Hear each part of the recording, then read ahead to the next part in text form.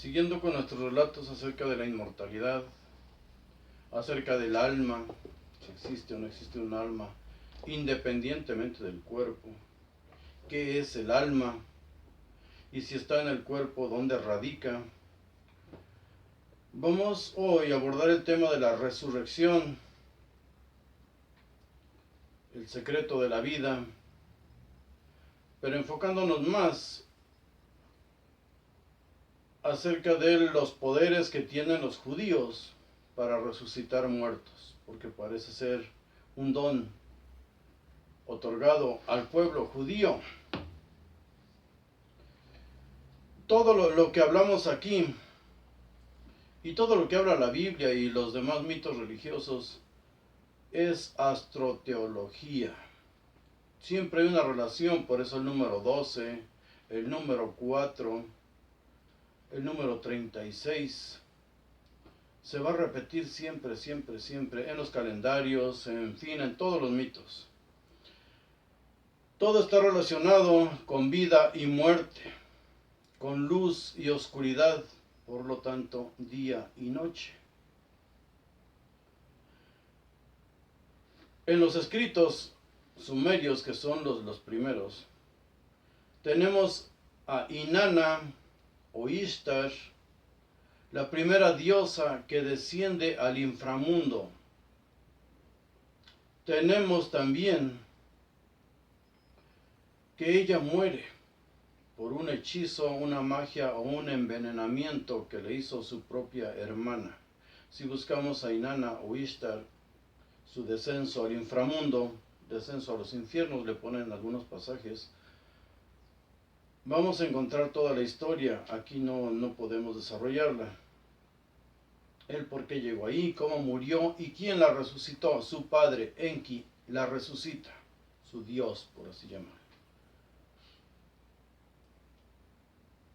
He evadido los relatos egipcios en prácticamente todas mis aportaciones, porque considero que todos los conocemos, que los mitos egipcios, la cultura egipcia, absolutamente todos la conocemos, pero someramente. Recordemos el relato de Osiris, el dios del inframundo, su lucha con su hermano Set, cuando lo despedaza Set a Osiris en 12 pedazos, en 13 piezas divide su cuerpo y los distribuye por todo el mundo. Uno de ellos, se encuentran 12, pero uno de ellos no aparece, que es el pene. Y de ahí, en una inmaculada concepción por medio de magia, Isis se embaraza de él, que era también su hermano. Y tienen a Horus. Ese mito lo conocen, o con los nombres lo pueden rememorar en Google. En la Biblia, tomado desde luego de los dioses babilonios, los judíos adoraban a Tamuz. Lo adoraban en el templo de Jerusalén. Tamuz es el crucificado que está aquí atrás de mí. Es la imagen de Tamuz. El cuarto mes judío se llama Tamuz. En Ezequiel nos habla de Tamuz como era adorado sobre todo por las mujeres. Esa imagen es propia, dirigida a las mujeres. De Tamuz, los griegos crearon a Dionisio, Orfeo, los romanos Baco. Recordemos el primer milagro de todos esos dioses, convertir el agua en vino. El primer milagro de Jesús fue convertir el agua en vino.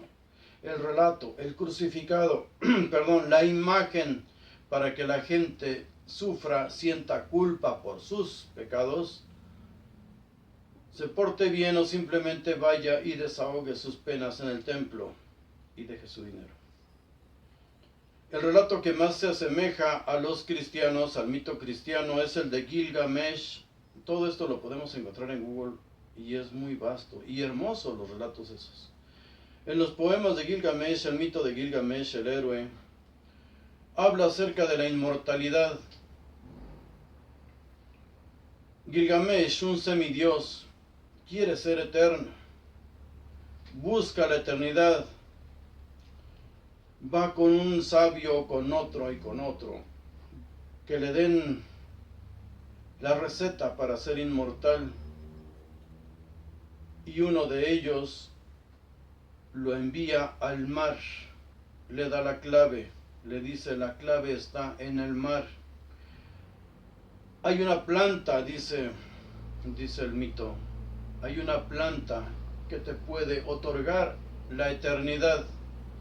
Gilgamesh va, encuentra la planta, sale exhausto del agua. La inmortalidad viene del agua, bautismo. Sale, emerge del agua con su plantita, pero al ponerse a descansar, una serpiente se la roba. ¿Quién pierde? Gilgamesh pierde la eternidad. ¿Quién gana? La serpiente. Es el mismo rito, el mismo mito, caminando en diferentes culturas, desde luego modificándose en cada una de ellas. La serpiente le roba la eternidad. Pero sí existe un ser, entre comillas, inmortal, una medusa, y está en el mar. En todos los mares de Europa, probablemente se encuentre también en Japón y en otros mares. Se llama Turritopsis nutricola. Turritopsis nutricola.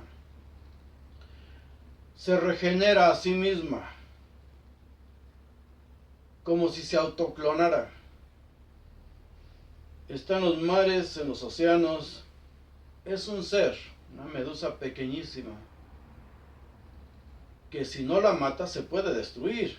Por eso Jesús mismo dice: ten cuidado con los que matan, no temas a los que matan nada más el cuerpo, sino a los que matan también el alma o el espíritu. Si tú no tienes voluntad, ya no vas a sobrevivir. Eres un zombie, un muerto viviente. Este ser, si no lo matan, no se destruye, no muere, se regenera a sí mismo. Lo pueden buscar desde luego en la red. Ya en épocas más recientes, Asclepio o Esculapio, como le llamaron, era un hijo de Apolo, un hijo de un dios y de una mortal, Corónide. Fue alumno del centauro Quirón. Él resucitaba muertos, tenía el poder de resucitar muertos según el mito griego, pero esos mitos caminaron al judaísmo. Resucitaba tantos muertos que le causó problemas a los dioses, sobre todo el dios del inframundo, Hades, y pide que lo destruyan, que lo maten. En el Antiguo Testamento encontramos en 1 Samuel 2:6, ya lo dijimos antes, que Yahvé da muerte y da vida, hace bajar al Seol y regresar, resurrección. Encontramos también el poder sobre la muerte en Deuteronomio 32:39, en el Salmo 103 o 102 en algunas Biblias, versículos 3, 4, el capítulo 3, versículo 4, en el Salmo 16, en algunas Biblias, en el Salmo 15, versículos 9 y 10. La resurrección se convierte en un verdadero deporte judío. Los judíos adjudican resurrecciones al por mayor. Pero todas las resurrecciones no son para vida eterna, simplemente resucitan. En algunos casos los profetas resucitan muertos y ni se dan cuenta de ello. En Elías resucita, es la primera resurrección bíblica que vemos en Primera de Reyes 17, versículos 17 al 23. Al hijo de una viuda, la viuda de Sarepta. Recordemos que le llamaban sidonios a esos personajes porque era un territorio cananeo. El dios cananeo reconocido era el dios El o el dios Baal. Ahí reinaba Baal, eran los fenicios, ¿no? Sidón, dice, resucita a su hijo primogénito. ¿Para qué lo resucita Elías? A la viuda le dice claramente: Jehová ordena que me des de comer.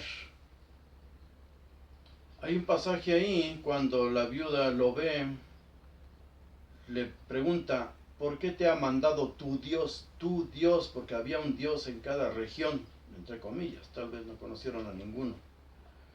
Eliseo, discípulo de Elías, en 2 Reyes 4, 31, 37, resucita ¿a quién? Al hijo de la tsunamita. Pero ahí hay relatos un tanto morbosos, y en hebreo sí son morbosos. ¿Por qué? Porque insinúa que es su propio hijo. La tsunamita, mujer joven, tenía un marido viejo. No podía tener hijos ella. Eliseo y su ayudante le dicen, nosotros nos hacemos cargo. Tiene un hijo, después regresa. Pero el relato, ustedes búsquenlo completo. Versículos de 31 a 37 del capítulo 4. Es totalmente morboso, insinuante. Después se muere el hijo, que es el mismo hijo de Eliseo. Y sigue el morbo, porque para resucitarlo va a su recámara solo con él. Se recuesta 7 veces y dice ahí boca con boca, su cuerpo sobre su cuerpo. En fin, es un relato de verdad morboso. Pero tanto Elías como Eliseo a las mujeres, para que les den de comer, según ellos, hacían el milagro de multiplicar los panes. Los mismos milagros se le atribuyen después a Jesús. Resucitar muertos, multiplicar panes, multiplicar peces, en fin. Ahora, Eliseo, en 2 Reyes, capítulo 13, 20, 21, él ya estaba muerto, pero sus huesos, pusieron un cadáver sobre sus huesos y resucitaron al muerto. ¿Para qué resucitó? No se sabe. Solo para demostrar que incluso después de muerto, Eliseo podía seguir resucitando gente.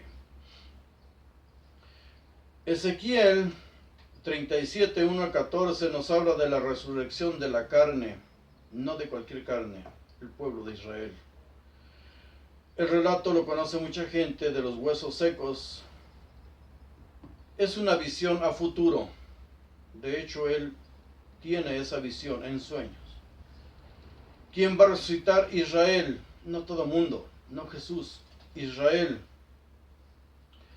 Isaías 26, 19 dice, devolverá la vida a los muertos, hará que se levanten sus cadáveres, que se despierten los que están acostados sobre el polvo. Habla de resurrección. En Daniel, el Apocalipsis de Daniel, que los judíos no reconocen como un profeta, porque son relatos ya contemporáneos con los de Qumran. Está escrito en griego, por eso los judíos no lo aceptan. En Daniel, su Apocalipsis es de 12, 2, 3. Resucitarán para vida eterna. Ahí ya habla de que van a resucitar para vida eterna, pero ahí ya eran doctrinas griegas. O para el oprobio, para el horror eterno. Daniel no escribe en Babilonia, tal vez no existió.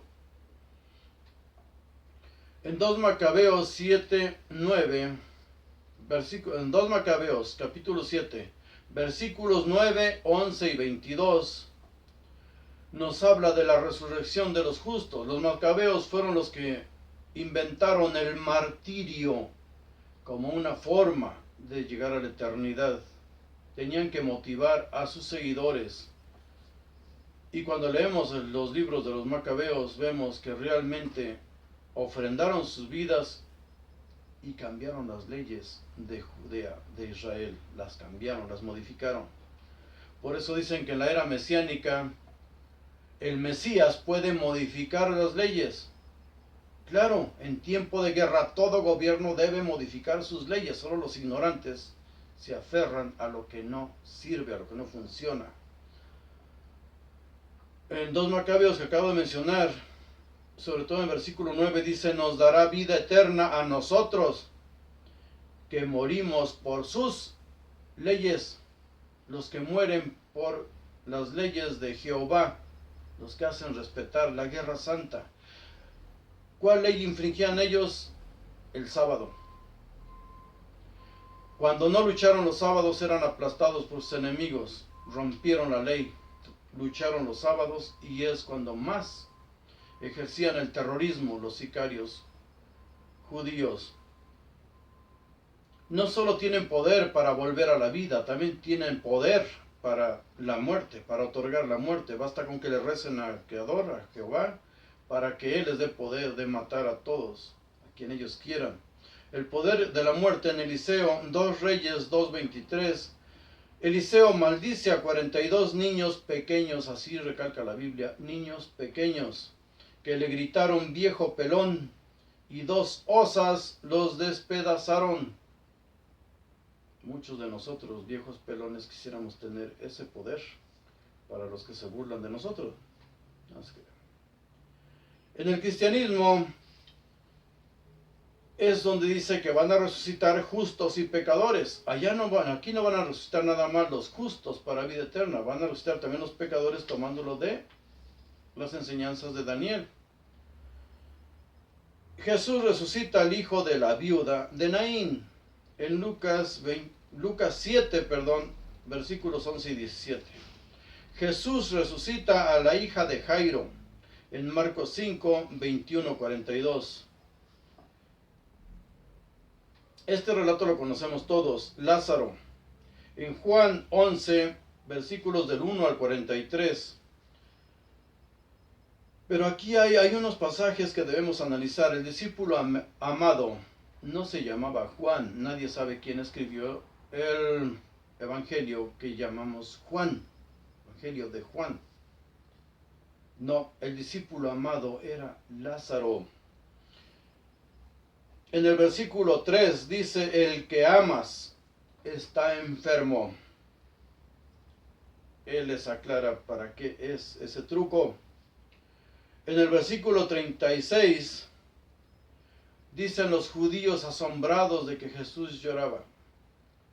Miren cómo lo amaba. En el versículo 44 salió Lázaro muerto. Analícenlo. Es grotesco el relato porque ¿cómo salió muerto? Si estaba atado de manos y pies, incluso él ordena, desátenlo y déjenlo caminar. O sea, sin que lo desataran no podía caminar. Debemos abrir los ojos, nuestra mente y nuestra Biblia. Hay una frase ahí muy clara cuando estudiamos sin religión, sin religiosos estorbándonos. Jesús dice, no está muerto. Esto es para honra y gloria del Hijo del Hombre. Es un truco. La resurrección de Jesús, todos la conocemos. Incluso el pasaje bonito, sobre todo el Evangelio de Juan, es bonito, es poético. Yo soy la resurrección y la vida. También dice Juan, capítulo 11, versículo 25. Los que crean en Él tendrán vida eterna. La resurrección después de Jesús. Después de Jesús tenemos a Pedro resucitando a Dorcas o Tabita. En Hechos 9, 36 al 42. También vemos nosotros que Pedro, aquel que lo negó, y no solo negó a Jesús 3 veces. La primera vez simplemente lo niega, lean la Biblia. Simplemente lo niega. Lo conoces y él dice no. La segunda vez reniega. Dice, a ese yo no lo conozco. Y la tercera ocasión lo reniega y dice ahí con maldición. Quiere decir, a ese yo no lo conozco, yo no lo conocí. Lean la Biblia y verán. En Mateo, Pablo no se iba a quedar atrás. Pablo resucita a Eutico en Hechos 20, del 7 al 12. Pablo resucita a Eutico, un hombre que en segundo piso estaba escuchándolo, se duerme con su discurso, se cae, y este milagro es más poderoso todavía porque se parte la cabeza. Pablo tiene que resucitar a un muerto accidentado, ya no de muerte natural. Es más poderoso. En Mateo 27, versículos 52 y 53 nos habla de unos zombies. Dice ahí, los cuerpos de los santos, no de todos, solo de los santos. Dice, los cuerpos de los santos se levantaron y caminaron por la ciudad santa, o sea, Jerusalén. Salieron los muertos de las tumbas, caminaron por la ciudad y nadie más que él se dio cuenta. Pero también los cristianos, los neojudíos, ¿verdad? Esta secta tenía poder sobre la muerte. Si el viejo pelón mataba, ordenaba a Dios que matara a niños que lo habían ofendido, Pedro también mata y ahora por dinero, o el Espíritu Santo, como dicen ellos. Pedro mata a Ananías y Zafira. Hechos, capítulo 5, versículo 11. Sabemos el relato. Esta secta les pedía todo el dinero. Vayan y vendan sus propiedades, todo. ¿Por qué? Porque el fin del mundo era inminente. Los que llegaban a esa secta, igual que hoy mismo, en esta época, hay sectas que dicen que el fin del mundo ya está aquí. Pero la clave está en que les piden que vendan absolutamente todo y lleguen con sus propiedades ahí. Y como el fin del mundo se va alargando, los mandan a pedir limosna. Eso ocurría también en Qumran. Eso hacían los discípulos de Jesús. Eso hacen todas las sectas del mundo y lo van a seguir haciendo. Vayan ustedes a cualquier secta, a cualquiera de las que están alrededor de nuestras casas. Si no das dinero te van a correr, te van a hacer la vida imposible porque no le estás dando a Dios, le estás robando a Dios. ¿Quién es Dios? El zángano que está ahí enfrente predicando. Pero vayan y vean, quizá ya estén en una de ellas. Venden su propiedad estos dos viejitos y se guardan una parte por si el fin del mundo no llega. Y Pedro que les dice, no me mentiste a mí, mentiste a Dios. Y mueren los dos y los entierran, unos jóvenes los entierran. Hay otros escritos, incluso de los padres de la iglesia, donde dicen, Pedro los mató. Por supuesto que los mató esos sectarios. Sabemos que los saduceos no creían en la inmortalidad del alma y del cuerpo, porque es totalmente ilógico. Ya creer que tú mueres y algo etéreo de ti se comunica con otras redes de inteligencia en el universo es bastante creer. Pero ahora creer que el cuerpo también tiene que ser inmortal es porque estos religiosos, si no resucita el cuerpo, el alma no capta nada, no siente. Para los fariseos y los esenios dicen que sí existe la resurrección, que sí tenemos que volver a la carne para poder sufrir los tormentos o poder gozar. Solo se capta el gozo y el sufrimiento a través de un cuerpo, de materia. Después vamos a analizar todo eso. Ellos no conocían todos los elementos que hoy los científicos nos dicen que existen. Conocían 4 nada más. Maimónides dice, creo con fe sincera que los muertos resucitarán cuando Hashem lo desee. En el cristianismo, la resurrección de la carne, gozo y dolor, ¿cómo lo percibimos? Solo en la carne. Pablo resuelve o intenta resolver este problema, pero no lo explica con la transfiguración. ¿En qué nos vamos a convertir? No lo dice, solo que vamos a ser transfigurados. También dice que si Jesús no resucitó, vana es la fe de los creyentes. En 1 Corintios 15:14 y 1 Corintios 15:17. Si Jesús no resucitó, o sea, dudando, pues vana es su fe. Inmortalidad o solo resurrección. Estudien esto, inmortalidad o solo resurrección.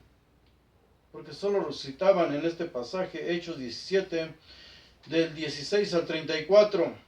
Los que resucitaban solo resucitaban, no dice que fuera para ser eternos.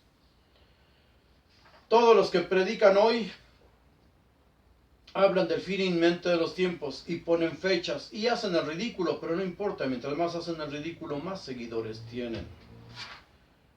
Jesús fue más humilde que los pastorcillos que andan en las calles o a los que vamos nosotros a buscar para darles dinero. Jesús dijo claramente que Él no sabía los tiempos, que los tiempos solo el Eterno los podía conocer. Ni el Hijo lo sabe, Jesús no lo sabía. Los pastores de ahora sí. No todas las almas son iguales según la Cábala. Según los místicos judíos, no todas las almas son iguales. Los neurocientíficos dicen lo mismo. No le llaman almas, le llaman conciencia. El alma es conciencia. En Qumran se empieza a hablar acerca de estos temas y a darles una forma teológica, una forma escrita. Muchos escritos judíos vienen de allá. En Qumran hablan acerca de expulsar demonios, hablan acerca de exorcismos. De ahí el cristianismo toma muchas enseñanzas. Habla de exorcizar demonios. Al exorcizar demonios quiere decir que habla de espíritus chocarreros que andan deambulando. Vamos a ver nosotros más adelante el alma según los místicos, según los cabalistas. ¿Y qué tipo de alma será elegida para vida eterna? Para volver a la vida. ¿La más útil o la más romántica? Y el mismo Yahvé o Jehová, ¿es inmortal? ¿Qué dice la Biblia? Vamos a seguir estudiando esto. Y también, y no se nos olvide, quizá hagamos un paréntesis para analizar a los testigos de Jehová, que dicen que el alma está en la sangre y por eso han muerto infinidad de gente porque evitan las transfusiones de sangre. Es interesante y ahorita lo vamos a ver.